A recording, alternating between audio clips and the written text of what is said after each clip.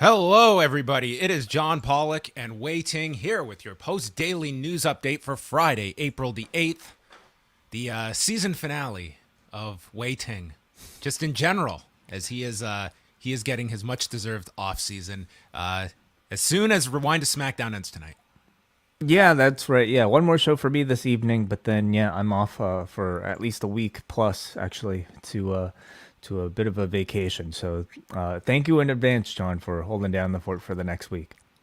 We'll see if I'm still standing in a week. Not so much physically, but technologically speaking. But Wai has been very good. Many video tutorials for me to go through this weekend. But I'm all set. I'm ready for it. Lots to come next week. But that is next week. We have lots to discuss today. A little later on, the Big Phil combo himself, Phil Chertok, will be here to preview UFC 273 on Saturday night and what is going on. And that takes us to our first story because it involves UFC, it involves WWE, and it involves our new passion, Formula One. Drive to Survive. Yes, the greatest sport known to man. This is by far one of the best edited, this is one of the best series I have ever, I am excited to sit down and watch this. And I'm watching this in 2018. I have no idea what's happening. I don't know where these guys are going. All of a sudden, Daniel Ricciardo is jumping. I audible gasp when this happened. I had to text Wai. Oh, it's surprising. Yeah, I think it's more surprising for us because they do such a great job of introducing the world of this sport and the politics behind it. And unparalleled access. Like they are picking up on conversations, and this is not as though this is some, D League that they're going to hand over all their access. Like Formula One is Formula One, and I'm amazed that there are millionaires, probably in the case of some of these billionaires, that are being mic'd, that are giving up. It's incredible the access that this is. It's like the greatest commercial ever for Formula One that you could ask for is this series. Yeah, you wonder, if they're contractually bound to take part or whatever. But I have a feeling these sort of moves happen a lot more often than we think. But because they do such a great job of I think building up maybe somebody's loyalty, when you hear about something like somebody jumping from one team to another, it feels so shocking to us newcomers. But I mean, it's making new fans of a lot of people.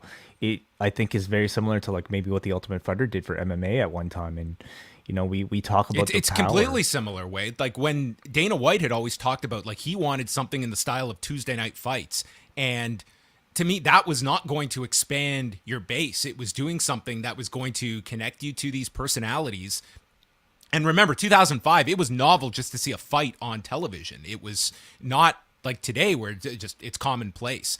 But that takes us to this article by Alex Sherman of CNBC, who did a lot of reporting here, and kind of his thesis is that with the escalation of these television and streaming rights fees that are going to continue to climb and climb, there are some leagues that are just out of reach for these companies like an NFL or an NBA. You're not going to be able to just purchase them outright. But there's sort of that middle to lower class, as he classifies UFC, Formula One, and WWE, that they're sort of in that sweet spot where they would be within grasp. And rather than the streamers and other media companies playing this game of continually having to up the rights fees, why not you just go for the big purchase and then you offset that? And that would be, over the long term, play itself out. And the perfect case is UFC, that in this piece, it outlines that Disney was in talks to buy the UFC, but then CEO Bob Iger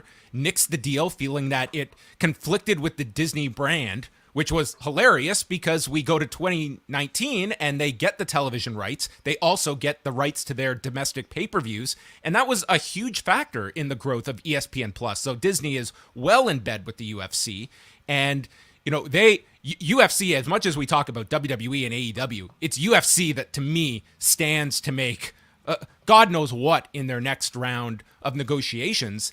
And you look at all of these. It's a very fascinating article and really piggybacks on a lot of what we went over, what Nick Khan said about that Comcast, NBC Universal, they need strong intellectual property. We are someone that has a lot of that, and it's time for us to monetize it. So it all kind of, to me, weaves together. And in all of these negotiations, the idea of a sale, you would have to think is at least presented on the table if you're Comcast and NBC Universal. Like, do we want to give you a gigantic increase and then we're right back here in 5 years where maybe even more? So again, this is such a big story to follow, and this is sort of outlined as kind of the pros of going that direction for these companies. And pieces like this that specifically mention and pull WWE in there with brands like NASCAR and the UFC and Formula One are exactly the type of press that it needs, that a Nick Khan or Vince McMahon needs to continue to drive up the stock value, to continue to drive up the value of the brand itself. And to me, as somebody who criticizes the on-screen product, it's important to see articles like this because exactly what the decisions are that they're making.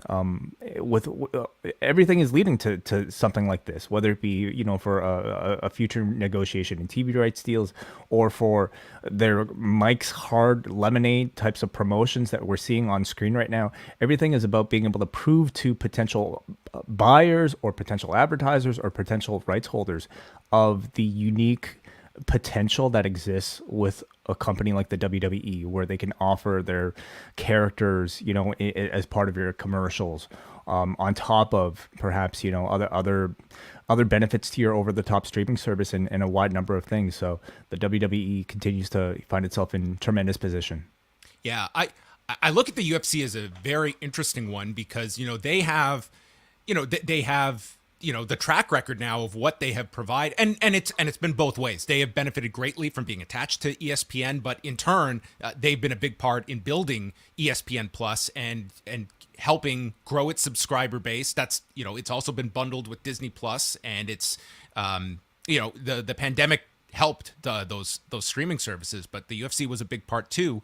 Is that do they look at the idea that a lot of people scoffed at this sale price when Endeavor bought this in 2016? Today, it looks like a hell of a bargain, and that's sort of you're thinking that we may view ourselves as something that in 5 years is much more in the realm of an NBA. I don't think we're going to be talking NFL, but with the UFC, maybe they're not looking at themselves as sort of a niche brand or something that is like our value could, if you're Endeavor, our value 5 years from now, maybe even greater, that we are not looking to sell at just based on our own valuation.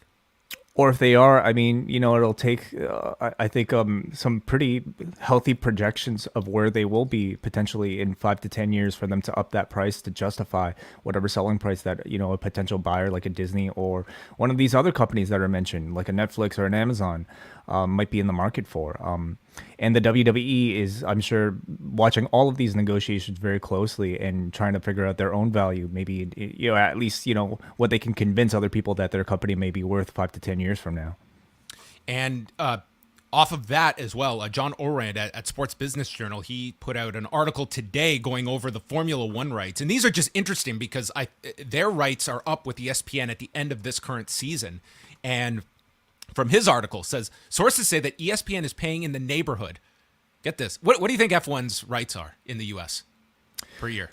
Okay, so what, WWE is... 265 average annual value for Raw, 205 for SmackDown. What do you think F1 is getting from ESPN per year? I feel like it might be higher for F1, just given maybe the perceived increased affluence of its audience, I have to think. 300? $5 million approximate. What the fuck? Really? For X amount of races. I mean, I know they only do races like once every 2 weeks or something, but 5 million is incredibly. I was stunned by that figure. I have not followed like Formula One's rights, but wow. Again, that's domestic. It's not accounting for like their worldwide revenue. But ESPN signed a 3-year deal worth $15 million in 2019 and holds F1's U.S. media rights through this current season. Again, from the article, F1 has told executives that it wants its U.S. media rights to be more in line with international soccer rights. By comparison, ESPN pays the Spanish soccer league, La Liga, around $175 for rights, and German soccer league, Bundesliga, around $40 per year for its rights. And he goes on to say, most sports business executives contacted for this story believe F1 will get a substantial increase, but view the $75 million figure that they appear to be seeking, 15 times higher than they currently get, as fantasy. Jeez, wow, I was way off base thinking. And look at their numbers. What am I thinking? And look at their numbers there. Like, they have grown throughout these last 3 years. And again, a lot of people assign this to the success of Drive to Survive, which was just renewed for a 4th season as well. So as television is going down, we have seen in the case of Formula One, its overall viewership has gone up. And we've also seen, like, to a lesser extent, AEW's numbers have gone up as well. So those are kind of interesting just to watch F1 because their rights are up before WWE or AEW's of sort of where the wind goes in terms of Formula One. But I would say, Wai, this is a great time for us to jump onto Formula One. I think so too. There's actually a reason to be following this for just for an example this year of like rights being up and what Nick Khan had stated a long time ago, that the big players are going to see sizable increases, but it's that middle class, he said, that might get affected because there's only so many dollars to go around. Middle class, you would assume that would be kind of a Formula One, but and they seem to be very, very hot. Yeah. You know, in all of this, it's like, for me, like, just wondering how, like, what unique opportunities that professional wrestling might offer that, you know, a real, quote unquote, real sport might not. In you know, like a sport that you can determine the outcome for, a sport where you can create characters specifically to, I don't know, match the brand values of whichever company. Well, this is what we're talking about with intellectual property, is that, yeah, you would love to have a Conor McGregor, but how can you protect a Conor McGregor? That is a huge advantage pro wrestling has when we're talking about characters that you can monetize, that you can market, and for a long period of time. Like, you can book them in such a way, you're always going to be at the mercy of injuries or, you know, personal issues, but you can protect that person in terms of what they do versus Ronda Rousey, for instance, like super hot and then, you know, 2 fights and she's gone. And again, like, all of this is really important for us to discuss because it influences every decision that this company makes. You know, a story like the Nash Carter story that has recently come out. What do they have to gain from being attached to any sort of controversy that might find itself, you know, being kind of caught into the same discussions as people that are considering purchasing them, like a Netflix or a Disney? So I, you know, kind of thinking about it in like big picture terms like that, a decision to let somebody like that go, to me, doesn't feel as controversial. New Japan World has announced that Dynamite and Rampage are going to be coming to the streaming service for those in Japan. This is a domestic deal in Japan, and also noting that a Japanese version of each show is also in the works. So this is, I would say, this is the most significant deal so far between AEW and New Japan outside of some talent swaps we've seen. This is something, you know, of significant value because those in Japan prior to this deal had to rely on the AEW Plus option on Fight TV to follow the product, and just the fact they're investing in a Japanese version, it tells you that this is something of significance. Sorry, so can you clarify this? Will people outside of Japan have access to the Japanese versions of these shows? My impression is no, because they do not have, like, there are existing deals like that would counter like your deal in TSN or in Canada with TSN. Even though presumably this is taking place, like these shows will be uploaded not live, but after the fact. Yeah, I mean, like Warner Media, they have the online, like, digital rights to Dynamite and Rampage, and you wouldn't, like, to my understanding, this is all just for Japan. Okay, understandable. Of course, there are ways to probably get around that through VPN and whatnot, but nothing that's, you know, that's a part of this conversation at least. But I mean, the bigger story here is just a continued deepening of a working relationship between AEW and New Japan Pro Wrestling. So, you know, it wouldn't be so shocking to see. I mean, it wasn't shocking already to see, you know, a New Japan star pop up on AEW TV, but now it's almost like, I have to say, maybe even somewhat anticipated the next time, you know, an Okada might do a U.S. tour. Tonight, we've got SmackDown taking place from Milwaukee. And, of course, they've advertised Roman Reigns will be on the show to explain what is next for him. And I guess the most interesting part of this show is that PWInsider.com's Mike Johnson is reporting that Cody Rhodes is scheduled to be in Milwaukee tonight, although not noted in what capacity. And I would say, Wade, like, there is an interesting debate of whether you hold off on Cody Rhodes challenging Roman Reigns for a big event like a SummerSlam or down the road, or do you go to when it's going to be at its hottest, and Cody Rhodes is at his hottest now, coming in immediately. And your options, I would say, with with Bobby Lashley tied up with Omos, like your options are Drew McIntyre or Cody Rhodes for this Backlash show if Reigns is wrestling on that card. From a storytelling perspective, I feel like delaying the gratification of him challenging for a championship a little longer would probably make me a little bit more potentially invested. But then again, you're talking about a professional wrestling company where having more time to tell a story isn't always a good thing. So I wouldn't be surprised if they decided to jump right to it. And maybe probably for this one have Cody not necessarily win, although anything can happen, of course. But I get that concern. But I also feel like, Backlash just feels like such a nothing show, typically. I think that there is a middle ground. Like, I do feel that that title match should, like, it was hit hard on Monday. Like, by traditional WWE, like, you see that promo on Monday, it's like, this guy's going for the title now. This is not typically a long-term kind of based programming. I could see an interesting one would be do Cody and Brock at Backlash. I think that's like a big enough match. Wow. It's different. Yeah. Well, and Who wins? Cody.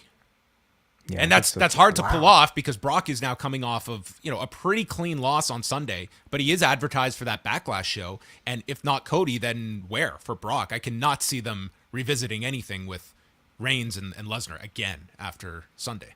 I think going with, like a main event level name to pair with Cody is a great idea. Like the guy is really hot right now. And how do you follow up a Seth Rollins match, but with somebody I would say on a higher caliber than a Seth Rollins, something that feels still like an attraction for somebody who still very much has that AEW luster around him as, feeling like sort of an outsider. So, man, Brock Lesnar just feels like such a big jump from a guy who used to be perceived as Stardust. But it would be a big match to make. Just wanted to clarify here. Karen Peterson is in the room. Thank you, Karen Peterson. She indicates that the message that was noted here on the graphic actually means within Japan. So this seems to be a bit of clarification that yes, indeed, this Japanese commentary will be available within Japan. Yeah. Only. Like they would not have the ability to broadcast this outside. Like that would just be in violation of existing contracts you have in other regions. Yeah, I just think that was important to note because I think a lot of people were excited about the possibility of being able to hear Japanese commentary over top of AEW wrestling. Well, again, there's ways around it that I'm sure people will find it, but I didn't suspect that they would have the ability to do so. Rampage on tonight. Bryan Danielson against Trent Beretta. Swerve Strickland taking on QT Marshall, the Owen Hart Foundation qualifier with Willow Nightingale against Red Velvet, and the match that everyone is buzzing about coming out of Boston on Wednesday, Jon Moxley against Wheeler Yuta. So I would say this was certainly a much more heavily hyped up edition of Rampage, and that will continue next week with Hangman and Adam Cole. But Rampage will be moving because of it's the NBA next week, that they will be on at 7 p.m. Eastern time next Friday instead of the usual slot of 10. For a championship match, wow. Mm-hmm. Yeah, I mean that's going to do a little bit of damage for it, but I mean the thing is that when you have a match that I think is hyped up, people will go out of their way to make time to watch it, if not necessarily live, then certainly after the fact, and that certainly feels like it's the case this week when I would say, again, the taped aspect of this particular edition of Rampage probably actually helped it because coming out of these set of tapings, I mean, so many people have been talking about Jon Moxley versus Wheeler Yuta as a match that is can't miss, a match that apparently Tony Khan came out afterwards and said Wheeler Yuta was made from it. So I'm very much anticipating this one the most out of anything on Friday night's programming. And just before we go to our UFC preview, New Japan's card for Saturday morning, 4 a.m. Eastern with Hyper Battle at Sumo Hall features Kazuchika Okada in the main event against Zack Sabre Jr., IWGP Junior Heavyweight title match between El Desperado and Sho, and then we are going to get the tag title match with Hirooki Goto and Yoshihashi taking on Jeff Cobb and Great-O-Khan. For the never openweight championship, Evil defends against Hiromu Takahashi, Toru Yano against Taichi in the King of Pro Wrestling championship match. Ryusuke Taguchi and Master Wato against El Phantasmo and Taiji Ishimori for the junior heavyweight tag titles. Ospreay and Hanare against Shingo and Tetsuya Naito. And opening it up in an 8-man is Hiroshi Tanahashi, the Gorillas of Destiny, and Jado against Bad Luck Fale, Chase Owens, Yujiro, and Geto. Will you be watching this on the airplane way? Probably not on the airplane. I don't think I have Wi-Fi on the airplane, but yeah, maybe afterwards. All right. Well, New Japan will be going on Saturday morning, and then Saturday night, the UFC is back with a card from Jacksonville, Florida, the state that was behind the UFC nonstop the last 2 years. And we've got 2 championship fights in the main event and a very big fight at welterweight with Hamza Chimaev taking on Gilbert Burns. And in to preview this card is the Lord of the Court himself, Phil Chertok, who will be hosting the UFC 273 post-show with Eric Marcotte minutes after the pay-per-view concludes. And your opening statement to recap that main event will be what, Phil? And still, champ. I mean, it's a pretty, it's dude. These are some long odds for this main event. There's not a whole lot of love. Well, you look at the top 3 fights, right? Yes. Top 3 fights are all pretty heavy favorites. The action-wise, they're still very interesting fights. I think that the first Aljamain versus Petr Yan fight, even though it was fairly one-sided, it was still a pretty exciting fight up until the conclusion. And as we were just talking about, Alexander Volkanovski, who's looked amazing, one of the top pound-for-pound fighters in the world, is minus 800 right now. Yeah, I mean, on some books, he's as high as minus 800, but that's generally the range. DraftKings has him at minus 720. This was the fight that they wanted to make the third fight with Max Holloway. He wasn't ready. They made the fight announcement. Then Holloway thought he could be ready, but this is our stand-in with Chan Sung Jung, who is always a tremendous action-based fighter, but it's very rare, Phil, especially at this weight class, to see somebody 9 years removed from the last time he challenged for the featherweight title getting another opportunity. Yeah, I mean, the Korean Zombie has certainly had an interesting career, rising to prominence in WEC, becoming sort of Dana White's favorite underground fighter, and then, rising through the ranks and becoming a top contender in the UFC. He had a sabbatical when he was in the military. So all of that contributing to the time off. He's looked great despite some losses. You can't always put the number one guy in there every single time. It would be great to see Holloway in there again. I could watch that fight 1,000 times, but even though you might see it 1,000 times, it's possible. But even though Chang, the Korean Zombie, isn't the number one contender, I think it's still a pretty interesting fight, and I'm okay with it. Yeah, I just think Alexander Volkanovski, he is at such a high level at this point. It's not, it would certainly be a massive upset for Jung to win this fight. And I would imagine that Max Holloway is in the wings for the winner of this fight. Can you see any other opportunity of someone? And worth noting here that Henry Cejudo has been working extensively with Jung throughout this fight. Yeah, I mean, personally, I want to see the Max Holloway fight more than any other fight in the division because the first 2 were so close, and it's like the highest level of MMA that you can get pretty much. But I could see the UFC doing something different with Max just because he's such a notable personality. If another, more marquee fight potentially opens up, and that's also up to him. He's already been to 155. I could see him doing that again. There was even talks of him taking another fight after this fight fell through. They were going to book him for something else. So, but I do think it is the most logical next fight if Volkanovski gets the W.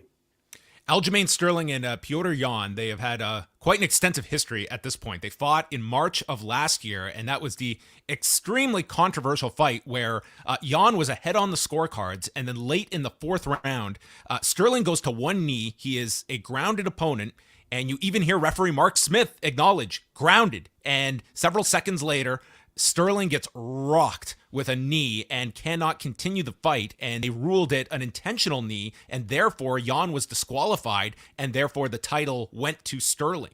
In that time, Sterling had neck surgery. It's put this fight off for over a year, and during that time, Yan became the interim champion after he beat Corey Sandhagen, and we get the rematch on Saturday night where Yan deserves to be the favorite going into this fight.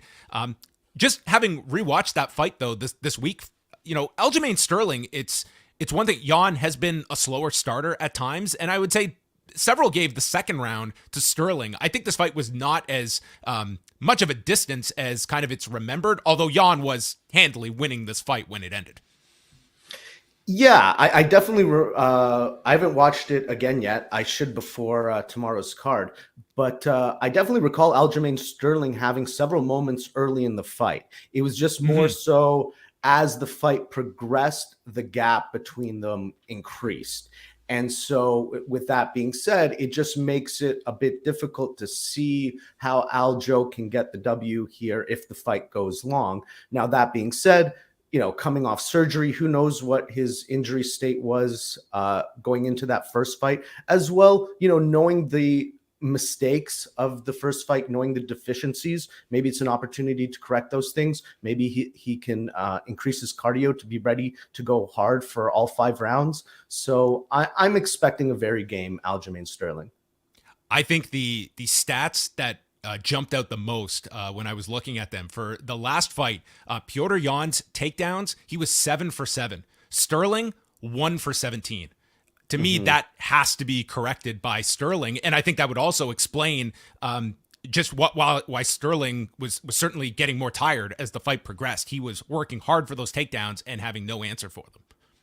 Yeah. I wonder if this is going to be reminiscent of Colby versus Usman too, where Colby was a lot more measured in his pacing and had a better performance in the second fight. I would say the fight that probably has the most attention is that of Khamzat Chimaev, who is taking on Gilbert Burns. Chimaev has stormed into the UFC. He had a bit of a sabbatical. He's fought 4 times, but is coming off that technical submission of Li Jingliang last October at UFC 267. And this is the most significant fight that he has had in his career. He's only been out of the first round 3 times in his career. So you always have that question attached to him. But it seems like this is a rising star that people have very few doubts on. And if he beats Gilbert Burns, like, what is the ceiling for Chimaev coming out of this? I mean, the reality is he should be prepared for a title shot if he can defeat Gilbert Burns and if he can do it in a fashion that's similar to his last victory over Lee. Now, that might not necessarily be realistic from a promotional standpoint, right? You want to build up these fighters and sending, kind of an unknown undefeated fighter to take on your pound for pound champ might not be the best idea.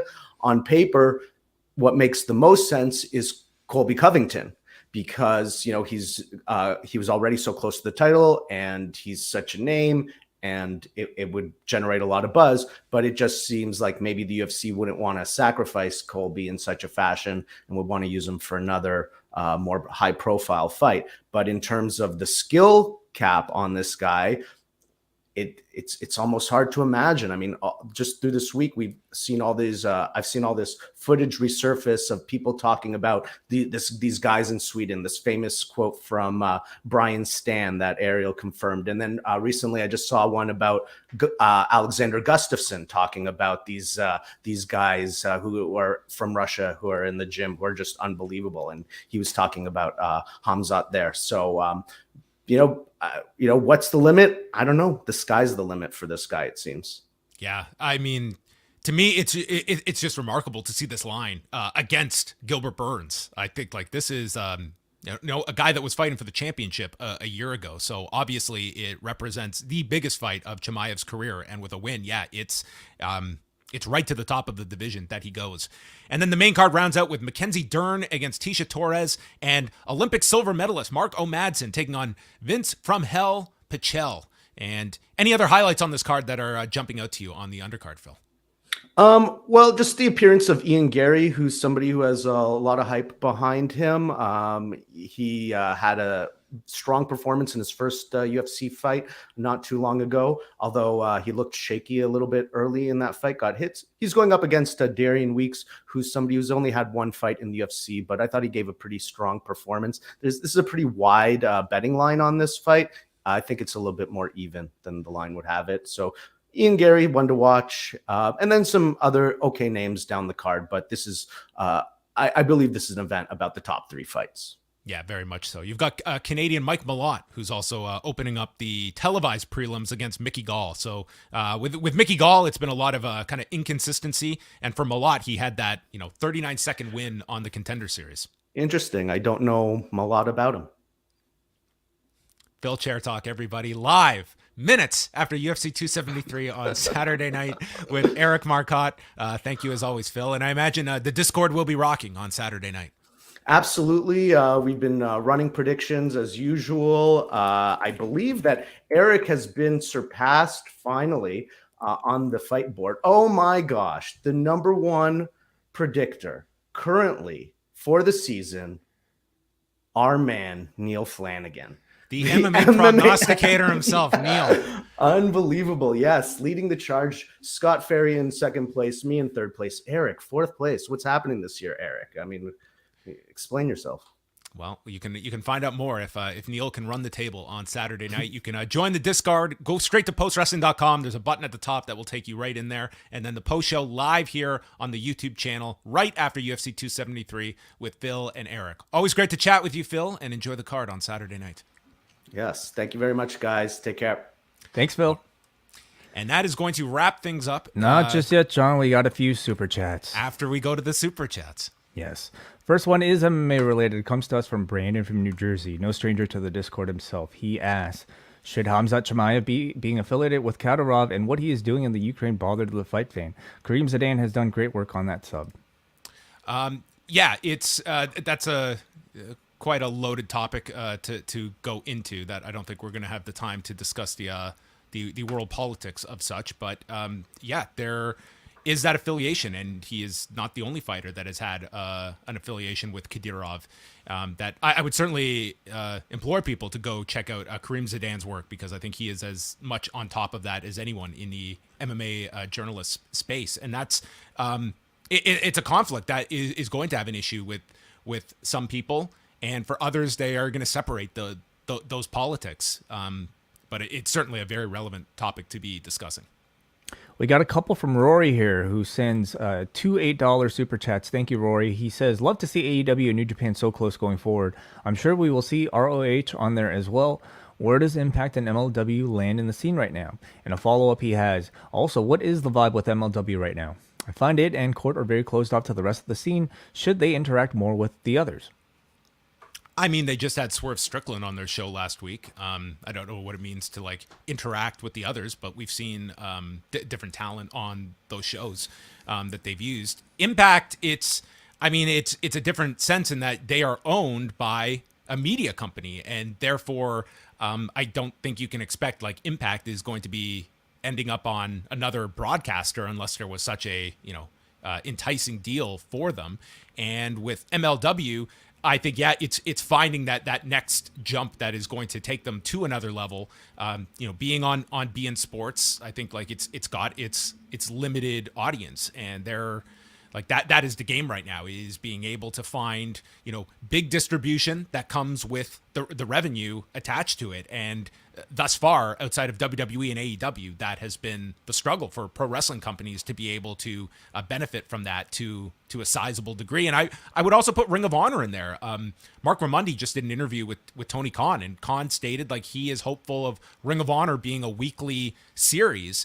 And the question will be, is Ring of Honor as sort of its own brand, is that going to be something that is enticing for whether it be within Warner Media or if they have the ability to shop it elsewhere? Like, does Ring of Honor have that interest? All right, we go up next to Imran, who says, thanks for all the great content over the past week. Now that we're a few days out, who was both of yours MVP for WrestleMania? Imran from Huddersfield. For WrestleMania or all of the entire weekend? Because if it's the entire weekend, it's Speedball Mike Bailey. If it is just those WrestleMania, those two nights, I would say in the build-up to it that I think Kevin Owens did a remarkable job building up everything for Steve Austin, and it climaxed in a huge match on Saturday night that was a ton of buzz. I would also say Seth Rollins. He was fantastic in that match with Cody Rhodes. I thought his performance was maybe the best of either night of any one performer. Yeah, I personally would probably go with Kevin Owens myself. I thought he did a tremendous job in that main event and really kind of made that moment work for for everybody. Probably for many people, the highlight of that particular show. Sami Zayn as well, of course, you have to mention. You know, He did a tremendous job. Yes, I put him in that category too. Okay, and finally, we got a Raymond Terry who says, John and Wade, take a look at Tony Khan's most recent tweet. And this was interesting. Yeah, I mean, so Tony Khan tweets just 18 minutes ago, an independent study has confirmed that much of the staunch anti-AEW online community aren't real individuals. It's a staff running thousands of accounts and an army of bots to signal boost them. Look closely. These aren't real people. Who'd pay for such a wildly expensive thing? Ever wonder why so much of the activity of these accounts is retweets and replies? Like who actually has 80% of their activity as straight up retweets? Okay, interesting. Interesting. There you go. An independent study. Yeah, I think you'd want a little bit more into that. Like if they could provide like the results and looking into that. Does that sound like a preposterous conclusion? No, I can certainly see that being something out there, but I think you also need a little more depth than just that tweet to really go into that. And perhaps he has that, you know, like an independent study. I mean, what's the independent study? I'd love to really see it before we could really kind of comment ourselves. But thank you, everybody, for all of your support. All right, that's going to wrap it up. Wei, I won't get to talk to you tonight. You will be back here with Kate from Montreal, 11:05 Eastern, but have a tremendous vacation. We will chat with you when you get back. And this weekend, again, UFC 273 post-show, late Saturday night, right after the fights end here on the channel. Some point this weekend, I will have a bonus show for Cafe members going over the New Japan show. And then I am back on Monday in this very time slot, 1 p.m. Eastern time, and I will be joined by ESPN's Mark Raimondi, and we will be chatting the fallout of UFC 273 and going into a lot of wrestling chat as well, because he just interviewed Tony Khan. He was at WrestleMania weekend, front and center for Spring Break, where he was there as the with the light tube spot involving Alex Colon. My. Yeah, wow. So there you go. He was like in the front row right there. So looking forward to chatting with Mark on the show on Monday. So that is it. Go check out postwrestling.com, and that is it for your Post Daily News Show.